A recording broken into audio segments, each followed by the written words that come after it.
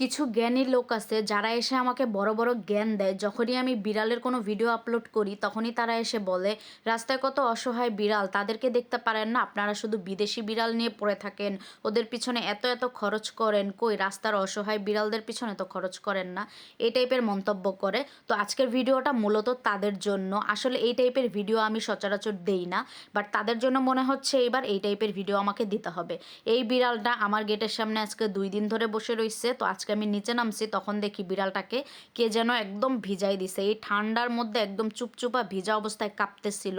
পরে ওকে আমি বাসায় নিয়ে এসে গরম পানি দিয়ে গোসল করায় দেই, কারণ ওর গায়ে প্রচুর পরিমাণে নোংরা ছিল, ওকে ধরা যাচ্ছিল না এরকম অবস্থা।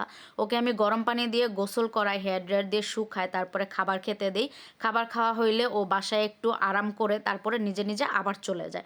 তো এটাই হচ্ছে এই ভিডিওটা করার কারণ, যে তারা যে আমাকে বড় বড় জ্ঞান দিয়ে যায়, আমি কি করি না করি সেটা তো আমি জানি, তাই না? তো মানুষকে দেখায় করতে হবে বিষয়টা এমন না।